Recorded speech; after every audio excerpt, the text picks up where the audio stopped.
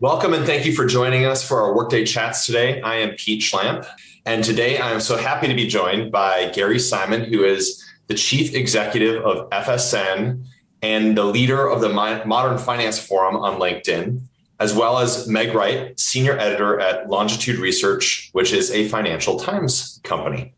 So Gary and Meg have just recently completed some research examining organizational agility, which is particularly relevant given the backdrop of the economic, the geopolitical, and social uncertainty that we faced in 2020. Now, organizational agility really became critical to keeping ahead of change to meet this pace of digital acceleration that happened in 2020. So we wanted to have this conversation today, bring it to you, and discuss how organizations are staying digitally active to drive growth and future-proof their business through this continuous change. So, as always, if you have questions, please share them in the comments below. And we're going to get going. We're going to start with Meg. We're going to keep this kind of going back and forth. So let's start with this first question, Meg. So this past year felt really like a pressure test of an organization's agility. We saw some businesses quickly implement new ways to serve their customers and support their employees. Based upon the research that you did, what are some of the shared characteristics that you see of agile organizations? Thanks, Pete. I think it's a very good place to start, certainly. And the events of the last 12 to 18 months, as you say, they've really made the business case for organizational agility pretty undeniable. So to contextualize for you, we've actually run this study around organizational agility 2 years in a row now.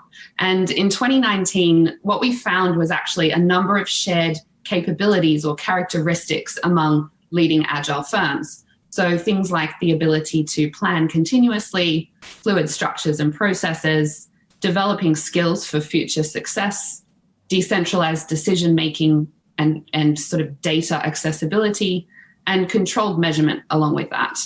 But in 2020 and 2021, as a direct result of this real need to make change move at a much more rapid pace and scale than ever before, we actually found that firms are much more focused on how to actually execute on organizational agility. So leading firms are now focused on these really sort of practical tools and techniques that they can use to embed that within their firm. Things like smart technologies and cloud-based systems, adaptable and collaborative cultures, analytical and technology skills, and data accessibility. So one critical point that I think is really telling about the business case for agility from all of this is that organizations in our study that responded fastest to the pandemic last year actually are more likely to have embedded agile capabilities across their business. Things like, as we say, cross-functional collaboration and data access. So traditionally, agility may have been seen as this real, I guess, nice to have, if you like, or this kind of entrepreneurial phenomenon that was reserved for the Netflix or the Adobes of the world. Mm-hmm. But actually now I think it really is just smart business practice. That makes a lot of sense. You know, one of our customers, a customer that I've spoken to a few times, is the Home Depot here in the United States. And I thought one of the really interesting things is how they obviously had to face the pandemic, but they also, from an employee standpoint, but they also had to face this incredible increase in demand because everybody was staying home, and then they had to, everybody wanted to do their home repair projects. And so, I was amazed at the way that company was able to pivot. They immediately started doing curbside delivery. They implemented a new bonus program for their employees, a new time off program for their employees, just really within days and weeks. And so I felt like that was a great example of how a large company was able to, demonstrate that organizational agility. Gary, any thoughts on any commonalities that you've seen in companies that have this org agility? Well, I totally agree with what Meg has said so far. What we found interestingly was that, just to bring out one of the key threads of that organizations that went into the pandemic with agile systems were able to cope with the vagaries of the pandemic. Of course, things are changing at the moment. We need to think of agility not in terms of just responding to global catastrophes like the pandemic, but when we come out of this into the new normal, whatever that happens to be, we need to consider what agility is necessary for steady state play, for the normal types of change that we face in business.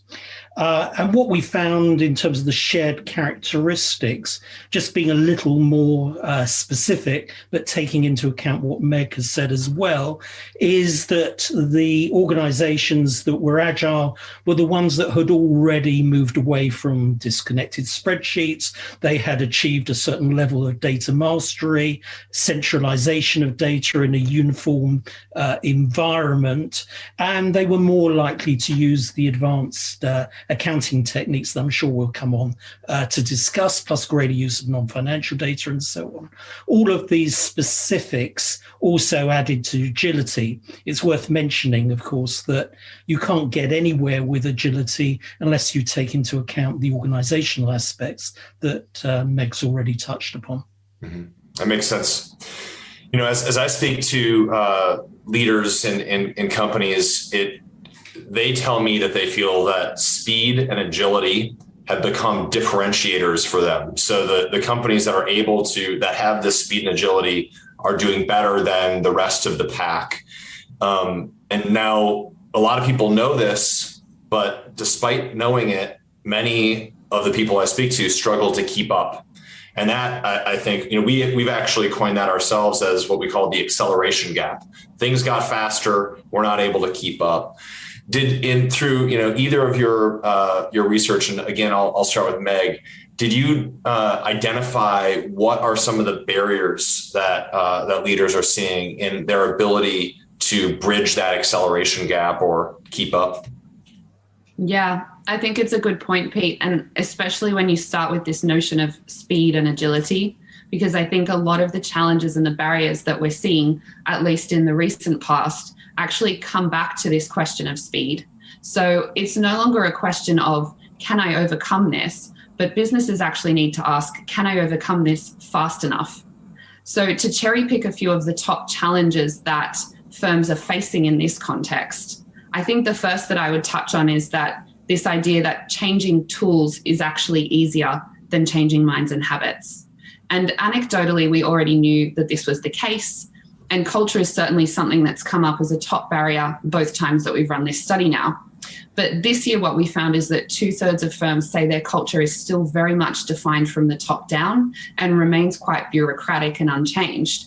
Now, you can imagine what sorts of challenges that has thrown up for firms that are attempting to pivot or adapt at scale when we're switching to something like a remote or a hybrid working environment. So there's kind of these controlled versus uncontrolled challenges, if you like.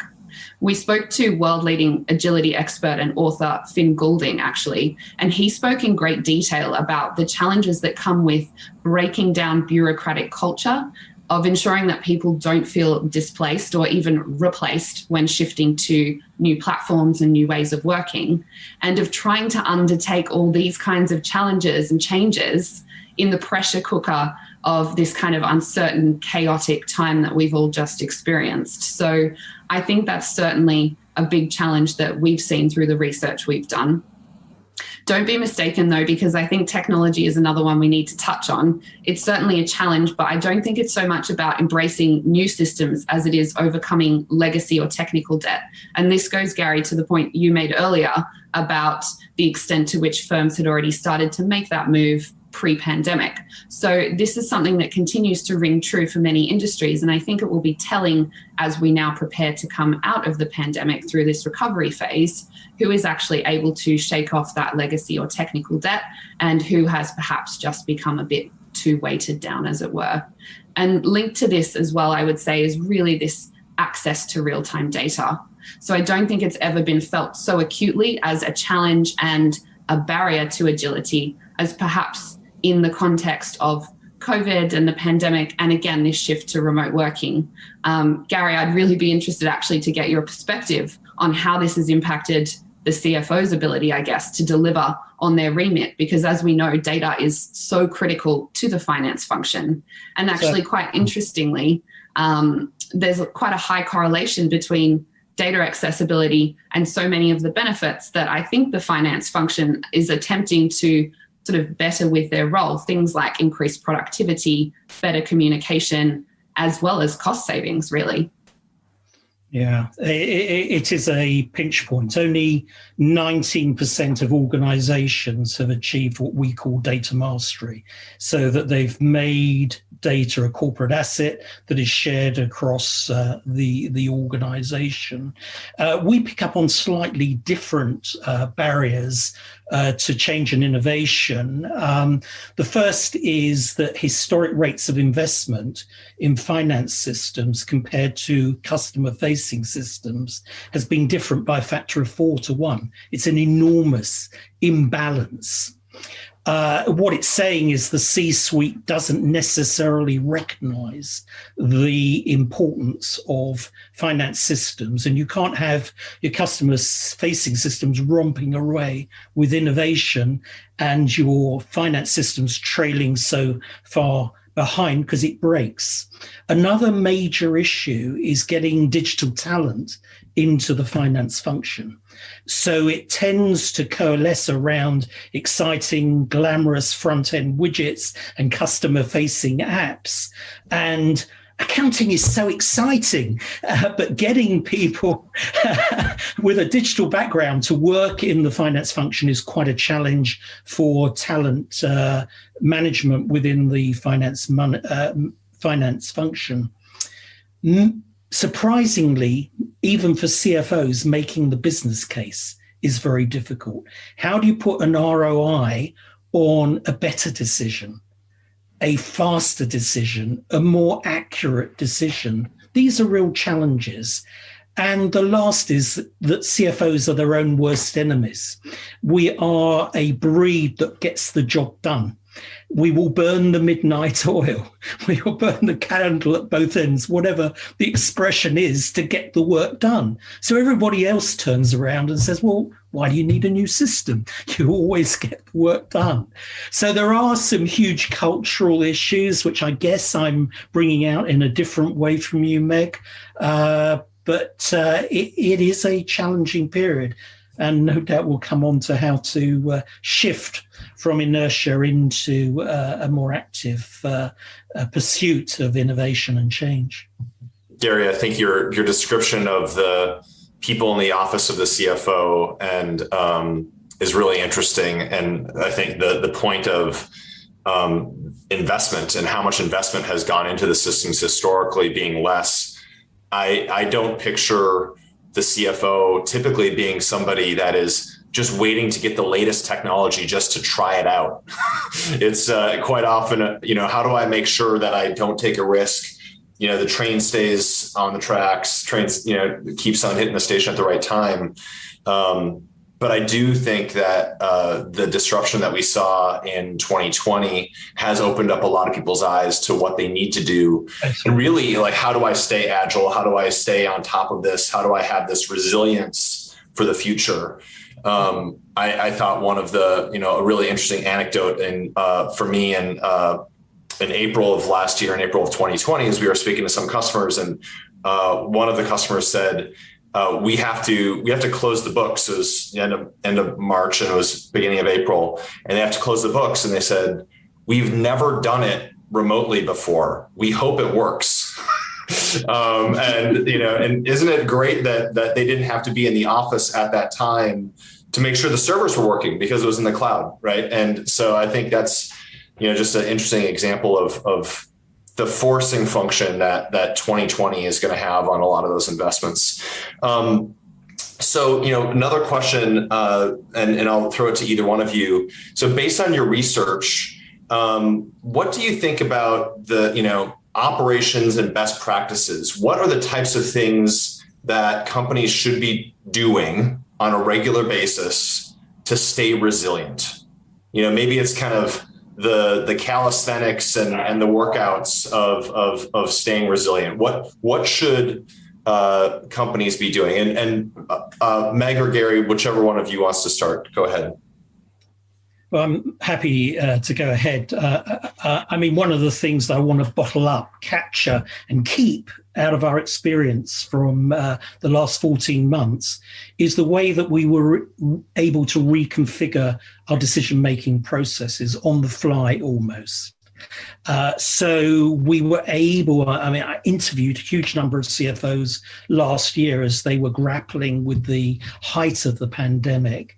And what was striking was that they managed to cut through all the new normal bureaucracy, as Meg calls it, and all the slow systems and get management together to make decisions quickly. But underneath that was a burning desire and need to forecast very, very rapidly.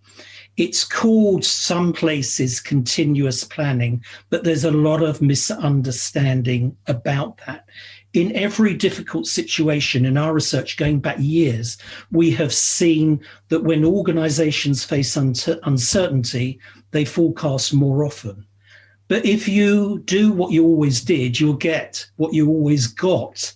If you're reforecasting in exactly the same way, you will get the same result. So forecasting more frequently, we call it the hamster wheel effect. You're running faster and faster and faster, but you're not going anywhere. And if you're just simply reforecasting, repeating the process, you actually won't achieve very much at all. Agility comes from rolling forecasts, but only 19% of organizations currently are using rolling forecasts. And we've compared people who use rolling forecasts. We compared all 509 people who use rolling forecasts to the 4 times a year reforecasters. And what we found is that rolling forecasters outperform in all of our very many stress tests for the finance function, and particularly on agility, the ability to change organizational structure on the fly. And this is what people were doing in the pandemic and effectively caught them with their trousers down because they weren't able to change organizational structure. So what did they do? They went back to their spreadsheets and repopulated them. So in order to build, to your point, Pete, to build in true resilience for the future, they have to move to agile forecasting systems, by which I mean all the structural things I referred to earlier, but also having the right tools and right accounting techniques like rolling forecasts to ensure they can respond very quickly to anything that hits them. And just finally, in terms of innovation, what we found is that CFOs in Europe are twice as likely to be concerned about the fear of failure from innovation as CFOs in the US. And it's a major barrier. And that's one reason why, for example, when people go to cloud-based forecasting, only 55% of those organizations actually change the process because they're worried about failing. And that's a terrible cultural problem that we have in Europe compared to the US. You know, myself and in my position and Workday overall, we went last year to a continuous planning process, more of a rolling forecasting process, really. And thank goodness, this is back in the end of 2019. So we went from an annual planning process where we're thinking about, hey, here's what next year is going to look like. Here are the products that we're going to deliver, et cetera. We'd be refreshing the roadmap in my world, to doing this on an ongoing basis. And I'll tell you, it's been really disruptive. You think about it from a product standpoint, you don't just make product overnight. It takes some time for product to happen. And so the changes can be disruptive to the organizations. People can feel a little uncertain that their investment that they made before was going to continue, et cetera. Thank goodness we had that in place as we went through early 2020. And, you know, the different scenarios that you looked at in early 2020 of what's going to happen, who knows what's going to happen. Thank goodness, by the way, that some of the rosiest scenarios actually ended up being true, they could be disruptive for the way that we were investing. But I'm really glad that we had that process in place. Last little thing I think is an anecdote that I think is interesting for our listeners is being Workday and having a cloud-based planning system that thousands of customers use. We noticed we were actually able to measure in March, April of 2020, the number of scenarios that were created in those planning systems was a 30x increase from the year before, which is amazing. So, right, everybody, we go into this, world is changing. Okay, let's create a bunch of different versions of the world that could possibly happen, 30 times as many as normal. And then, it has come down. But another interesting factoid there is that it has remained higher than ever. So like we're seeing a sustained increase in continuous planning.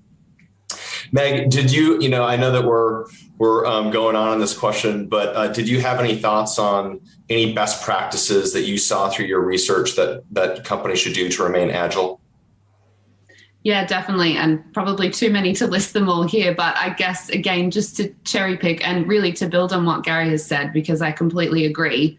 I think the point that Gary hit upon that I would really stress is that bottling up the response to the pandemic and the speed and scale at which businesses moved should not have been a short-term strategy, but rather businesses should really be thinking about how they can now take that and embed that as part of their business. I recently spoke to ING's global head of digital transformation, and he was actually telling me about how ING had undertaken a similar process coming out of the global financial crisis in 2008. So they looked around and saw all these businesses that had failed, along with all of these techie startups that were really coming into their stride. And he said, we've got to do what they're doing. We need to take what they're doing, bottle it, bring it into our business. And as a result, they were actually able to weather the COVID pandemic much better than a lot of other businesses. So I think it would be a real shame if businesses didn't now take the opportunity to grab some of those lessons that they have already learned, because let's face it, we've all lived through it, and actually start to look at them not as short-term risk mitigation strategies, but actually as long-term best business practice. And I think on that point, and to something you mentioned earlier, Pete, the other thing I think is really around this idea of accelerated digital growth. So what we found in our study was that more than a third of firms now anticipate that 3/4 or more of their revenue will come through digital in the next 3 years. So let me reiterate that. That's 36% of firms expect 75% or more of their business to come through digital. And that number actually tripled in between the two studies that we ran. So I think that's really telling of the world that we're living and operating in now. And I mean, we know that digital, it reduces costs, it saves time, it reduces friction. And it's not just really about this digital growth or digital transformation. It's this speed thing, to come back to that core challenge. We're not talking about digital transformation anymore. We're talking about digital acceleration. And I think that's the key thing here. Mm-hmm. I think so many businesses are thinking about their business models in light of the last year, and what they saw how quickly some industries changed and business models changed overnight. You think about the local restaurant that went from having in-house diners to everything being curbside pickup overnight, and those that survived, thank goodness that they did, were able to kind of move to that digital delivery of their service, taking their orders via phone. Right, that was amazing. Right, so that's an amazing stat, Meg. So Gary, let's put the focus onto the CFO. If she or he wants to lead their business and through this digital change, what are some of the things that they should be doing? And what are you seeing in your research? What are the top things that they should be doing to lead the business themselves?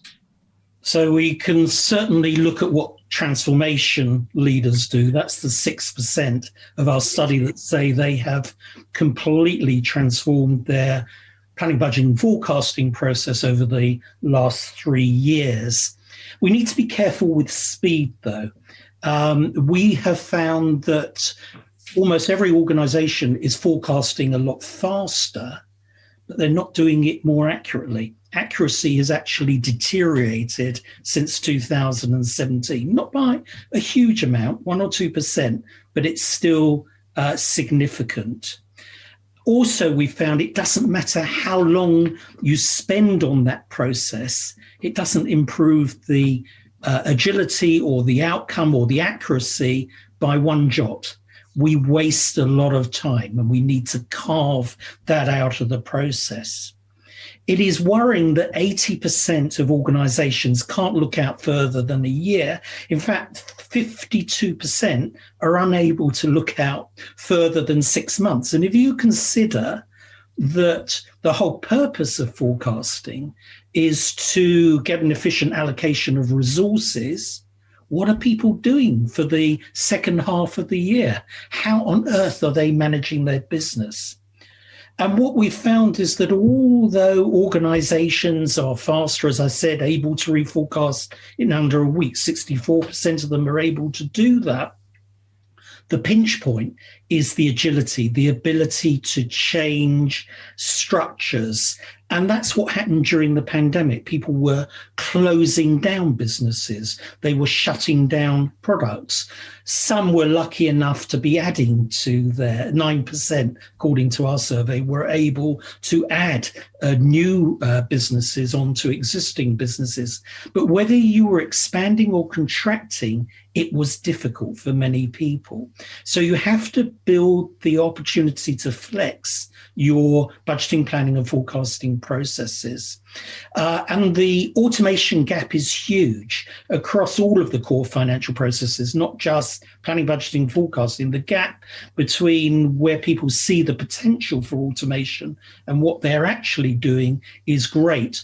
But as you hint, Pete, the emphasis now post-pandemic, hopefully post-pandemic, is actually on planning, budgeting, and forecasting more than anything else. It's accelerated and it's accentuated it.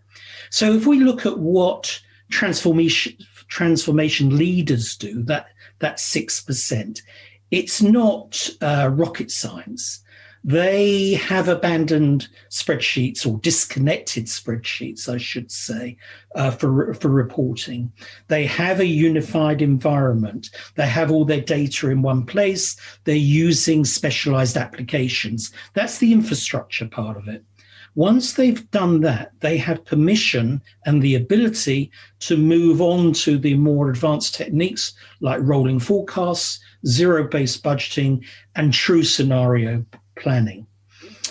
Zero-based budgeting is very interesting at the moment because it relies, as the name suggests, on the assumption that all previous rules of thumb have disappeared. And I think we're all agreeing that's what happened. There were no precedents anymore. There were no rules of thumb. So we had to start again. So zero-based budgeting has come back into fashion. And that's a very good thing to do for accuracy. Rolling forecasts is very good for agility, and scenario planning is the thing you need to do in order to look out further on the time horizon. But there isn't a one size fits all. A lot of the press says, do rolling forecasts. No, do scenario planning. No, do zero-based budgeting. The truth is that our research identifies what each of those techniques brings to the party, and it's different. So you have to meld those different techniques together. You have to cherry pick and you have to use them appropriately, but you can't do anything really significant unless you've built that infrastructure. And we, all three of us, I think, keep alluding to that. Yeah, agreed. And I know we're running low on time. I'm wondering whether, Meg, whether you have any thoughts or insights from your research about what CFOs might be able to do to lead this change. Yeah, I mean, just to add one more point, I think Gary's made some really good points there and certainly speak to finance specifically. I think the other thing we're all dancing around is this idea of culture change. So I think it's worth noting just how much of a culture change is at play here. we know traditionally finance is seen as perhaps a more conservative department. They hold the purse strings. They're really focused on creating efficiencies in the business, keeping the lights on. But what we're actually, I think, really talking about is moving the function of finance and the finance team away from box checking and towards being this kind of multi-skilled team of enablers who are able to be dispersed and embedded throughout the entire business to actually start to influence and inform change in real time. And that's what I'm actually most excited to see, hopefully, coming out of the back of the pandemic. I think to manage this shift, CFOs need to start to think about how to ensure they have the capacity to continue to keep the lights on and perform those traditional duties at the same time as undergoing what could be actually quite a profound change management exercise for many, really. And I think that will require quite a strong focus on having the right technology and the right systems that are integrated so that these finance people can start to move freely throughout the business, and also ensuring that we're bringing those kind of planning and reporting loops or cycles closer together so that finance can actually work in shorter, more iterative cycles. And that's really at the core what traditional agile methodology is all about. Mm-hmm. I certainly love bringing my finance partner into our strategy discussions and having him be able to, almost be able to answer any question or be able to say, yes, I can figure that out and not say, no, there's no way I can figure that out because I don't have the data or I don't have the ability to turn that around, in this lifetime. So it's great when we can partner closely with finance from my perspective to really think about how to change the business going forward. So just to wrap this up, I'm wondering, if you both have one thought that you wanted to leave with the audience, what would that be? And I'll, Meg, maybe since you spoke last, I'll give Gary the last word. So Meg, what was your thought on that? Yeah, not an easy question, Pete, but I'll give it a go. I think the one message I would have, and certainly this goes to the CFOs and finance leaders out there, is that agility is not at odds with the finance function. So rather, it can actually help to bolster and future-proof, I think, finance's role within the business through these sorts of new tools, skills, and techniques that we've touched on today. And I'm going to actually leave you with the words of Jennifer Howard Grenville. She's a Diageo professor in organization studies here at Cambridge University. And we spoke to her at length about how to best implement agility to overcome some of the barriers we've been talking about today. She said that agility doesn't actually mean being risky or being reckless, but actually it's the work of leaders to start to look inside the business and really ask themselves, what have we got here? And is there anything that we can actually authentically work with to get to where we need to go? And I think that really speaks to how CFOs and finance leaders should really be looking at this next chapter in their business. I love that quote. Gary, how about you? So I have been around the finance field for about 42 years, and I have to tell you, I've never seen such a great opportunity for CFOs to make a change. What we have here is a pandemic that has brought to the forefront how critical finance is to the organization, what it can deliver, but at the same time, the frailty of the systems it's been using and the limitations historically of what it's had to work with. So there's never been a better time to make the business case to the rest of the C-suite, because they've seen in those daily huddles at the height of the pandemic how reliant they are on finance systems and how weak some of those finance systems are. And if you're not able to convince your colleagues now that is the time to invest and innovate, when on earth are you going to be able to do it? That is a great thought to end on. You're absolutely right. Now the time is now. Yeah. So I wanted to thank you, Gary and Meg, so much. This is a fascinating conversation. I learned a lot. It was really interesting for me. Hopefully it was for our audience as well. I appreciate the time that you spent with me today.